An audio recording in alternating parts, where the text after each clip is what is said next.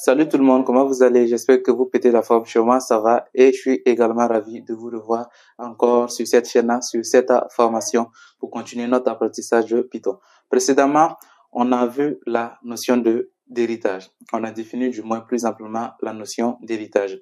Je vous ai expliqué en fait le contexte de l'héritage, dans quel cas est-ce qu'il y a héritage et dans quel cas est-ce qu'il ne faut surtout pas faire allusion à de l'héritage. Et dans cette vidéo, nous allons tout simplement mettre en pratique cet héritage. Alors, on va hériter de notre classe véhicule. Et comme dit précédemment, l'héritage se fait toujours de la généralité vers la spécificité et jamais dans le cas inverse. Donc, ici, véhicule peut être une classe main. Donc, on peut créer une classe fille qu'on pourra nommer par exemple personnelle ou commune. Tout simplement pour dire simplement un véhicule personnel ou un véhicule commun. Donc, on peut tout simplement créer notre classe à partir de la classe véhicule. Donc, pour ce faire, c'est très simple. On définit la classe comme on a vu précédemment. Donc, on place l'instruction classe, le nom de la classe personnelle et on ouvre les parenthèses. Pour l'instant, je vais ouvrir le bloc d'instruction et je vais placer l'instruction passe. Alors, maintenant, on va indiquer à notre classe personnelle qu'il doit hériter de la classe véhicule. Et pour ce faire, il suffit simplement de passer le nom de la classe entre les parenthèses. Donc là, je place véhicule. Voilà. Donc ainsi, la classe personnelle hérite de la classe véhicule. Donc déjà de là, en fait, on n'a pas besoin de faire quoi que ce soit. On peut déjà implémenter en fait une instance de personnel. Donc si je replace un véhicule là, Camry par exemple, que je vais dire que c'est plutôt un élément personnel. Donc vous voyez que instinctivement, il me rappelle en fait les attributs de la classe parente. Pourquoi? Parce qu'en fait, personnel hérite de la classe mère en fait. Donc en tant que tel, c'est comme un véhicule, puisque c'est un véhicule, mais un véhicule personnel. Donc il lui faut également les mêmes attributs qu'on passe à la création d'un véhicule. Donc on va passer le nom, puis la marque, ensuite le prix, ensuite le nombre de portières, 4, la couleur, je vais dire ici green. Ok. Après la couleur, on va dérouler ça pour voir ce qu'il y a. On a la capacité du réservoir. Je vais dire ici 175 litres. Ensuite, il va nous donner la consommation au 100. Je dirais 35 litres. Ensuite, la vitesse maximale, je dirais peut-être 275 km. 275. Donc, à partir de là, on a tout simplement un véhicule standard. On peut également faire les mêmes opérations qu'on faisait précédemment. Donc, on peut déjà en fait voir le contenu de notre véhicule VARS de Camry.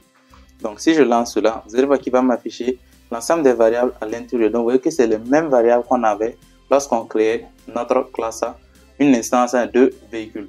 Alors, maintenant, on n'a pas eu besoin de définir en fait la méthode init. Pourquoi? Parce qu'en fait, on l'a tout simplement spécifié qu'il hérite de véhicule. Donc, par défaut, tant qu'on ne passe pas de méthode init, il va tout simplement se référencer à la méthode init de la classe parent. Donc, il va se référencer à la méthode init de sa mère. Donc, il va tout simplement utiliser cette méthode init là pour implémenter l'instance. D'accord? Donc, c'est aussi simple que ça. Cela dit, on peut tout simplement utiliser notre véhicule de la même façon que précédemment, comme je vous ai dit. C'est-à-dire qu'on peut le lancer, on peut le démarrer, on peut faire Camry.start. Il va démarrer correctement. On peut également l'arrêter avec Camry.stop. Voilà. On peut faire tout type d'opération avec cela sans souci. Donc là, il dit que votre véhicule a roulé pendant 0 secondes. Donc on l'a démarré, on l'a éteint à l'instant T. Donc il n'y a pas eu de temps de pause. Voilà. Donc là, par exemple, on a un véhicule, comme je vous ai dit. Cela dit, il peut arriver par exemple que la classe enfant ait des choses en supplément à la classe parent. Puisque on a dit tantôt que personnel hérite exactement des mêmes attributs et méthodes en fait que véhicule, on est d'accord. Mais on pourrait peut-être vouloir ajouter à personnel des éléments qui ne sont pas dans véhicule. Alors, dans ce cas, par exemple, on a plusieurs options. Par exemple, ici, supposons qu'on veut ajouter à personnel son type de moteur. Donc, on pourrait dire par exemple ici qu'on veut ajouter à Camry, point par exemple, ce que je vais appeler moteur, égale ici, je vais le mettre en diesel. Voilà. Donc, si je relance cela, vous allez voir qu'en bas, en fait, de VARS, on aura l'attribut Motors qui a été ajouté. Mais le bémol, c'est que Motors n'appartient, du moins, Motors, en fait, n'est disponible que pour Camry et uniquement Camry. Si je crée un autre véhicule, en fait, j'aurai pas accès à Motors parce qu'il n'est pas défini comme attribut de classe, mais tout simplement attribut d'une instance définie. Donc, ce qu'on peut faire ici, c'est qu'on peut ici créer une méthode init qu'on va passer et définir moteur à l'intérieur. Maintenant, moteur sera défini du moins pour personnel, mais pas pour véhicule. En d'autres termes, si on instancie véhicule directement, on n'aura pas moteur, mais si on instancie personnel, on aura un moteur qui est disponible. Alors, pour faire cela, c'est très facile. On va tout simplement définir la méthode init comme on le fait si bien. Underscore, underscore, init, underscore, underscore. Et on va ouvrir des parenthèses. Pour l'instant, je ne vais absolument rien passer. Je fais passe. À partir de là, dès que je vais implémenter la fonction, il va lever une erreur. Parce qu'en fait, il va me dire qu'il manque des arguments. Voilà. Donc, il me dit qu'en fait, que init ne prend absolument 0 en paramètre, mais je l'ai passé beaucoup d'autres éléments. Cela est normal. Pourquoi? Parce qu'en fait, quand on n'avait pas défini init, je veux dire en fait que la classe phi en fait se réfère à l'initialisation de la classe A, mais c'est normal. Maintenant qu'on a défini une variable init ici, une méthode init du moins, il va tout simplement récupérer cette méthode-là plutôt que de le référencer à la méthode de sa classe A, mais donc, maintenant, on a un petit souci puisqu'on a initialisé ici pour mettre un argument. Pour l'instant, je vais passer self, c'est pas un problème. On peut passer motors ici. Maintenant, si on place motor, ça ne va pas servir à grand chose. Il va toujours lever une erreur parce qu'il va me dire que j'ai passé beaucoup plus d'arguments que nécessaire. Donc, il prend seulement 2, mais je l'ai passé jusqu'à 9. Donc, c'est un problème. Ce qu'on va faire, c'est que on va récupérer l'ensemble des arguments que veut la classe mère ici. Tout ça, on va récupérer tout ça sans problème. Voilà. Et on va demander en fait à la méthode init de la classe FIA de récupérer exactement les mêmes arguments. Donc, je vais le placer ici. Et là, je place virgule et je mets à la fin maintenant moteur. Là, si je lance également, il va me lever une erreur. Il va me dire, oups, attention, il manque un argument. Donc, c'est pas un problème. Je vais passer en fait l'argument diesel directement ici. Ça me cause pas de souci.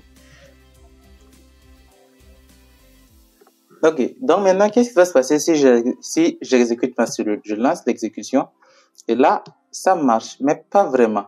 Qu'est-ce qui ne va pas en fait? Quand je lui demande de lancer cela, il récupère une partie des éléments, mais n'initialise pas tout. C'est-à-dire simplement qu'il n'y a que moteur qui est initialisé. Pourquoi est-ce que j'ai accès à start time et stop time, mais pas aux autres arguments tels que brain et autres? Simplement pour la bonne raison qu'en réalité, ces éléments sont initialisés par la fonction init de la classe main.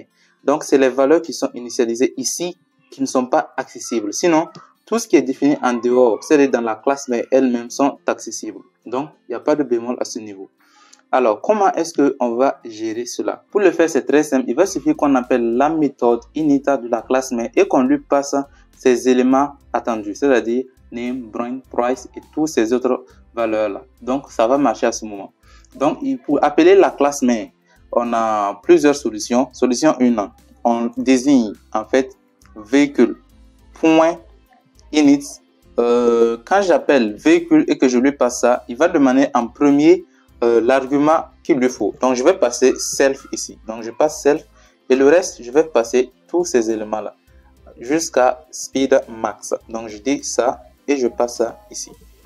Voilà. Donc, à partir de là, maintenant, quand je vais exécuter ma fonction, vous allez voir que tous ces éléments-là sont à nouveau accessibles. Pourquoi? Parce que je l'ai initialisé. Et j'ai passé, en fait, le self désigne tout simplement la classe personnelle elle-même. Donc, je passe le self pour dire que oui, je veux que tu prennes celui-là comme étant la classe main et que tu ajoutes ces éléments pour initialiser la méthode init. Donc, ça, c'est la première solution, mais elle marche très bien, elle n'a pas de souci, mais quand même, je vous le conseille pas. Pourquoi? Parce qu'en fait, il y a une méthode plus facile pour le faire. D'accord? Donc, je laisse celui-là au-dessus et je viens en dessous pour passer par la seconde méthode. La seconde méthode passe par la fonction super. Donc, on dit juste super, on ouvre des parenthèses, on fait point et on va appeler la méthode qui nous intéresse. Donc, on peut appeler la méthode init à partir de là et on va également lui passer les mêmes valeurs qu'il attend. Donc, cette fois-ci, on n'a pas besoin de passer self parce qu'en fait, super en fait désigne tout simplement la classe personnelle elle-même. Donc, il va gérer ça automatiquement. Donc, là, on a les deux solutions pour initialiser en fait la classe parent. Donc, je vous conseille plutôt la seconde solution. Donc, si j'exécute également, il va marcher de la même façon puisque c'est toujours valable. D'accord? Maintenant, vous voyez que maintenant, à la fin, on a moteur qui est défini avec diesel. Donc, ainsi, on sait maintenant comment est-ce qu'on peut instancier des valeurs. Alors, à la suite, maintenant, on peut désormais placer autant d'autres éléments que l'on souhaite. Ici, on a placé moteur. On pouvait ajouter d'autres arguments, d'autres valeurs qu'on allait définir. D'accord?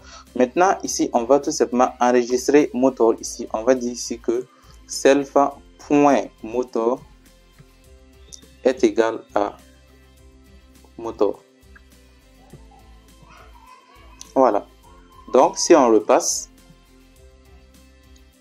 c'est tout ce qu'il y avait à voir dans cette vidéo. Comment est-ce qu'on allait faire l'héritage simple. Dans la vidéo prochaine, je vais vous apprendre à faire l'héritage multiple avec la POO de Python. Je vous donne rendez-vous à la prochaine vidéo. D'ici là, prenez bien soin de vous. Ciao.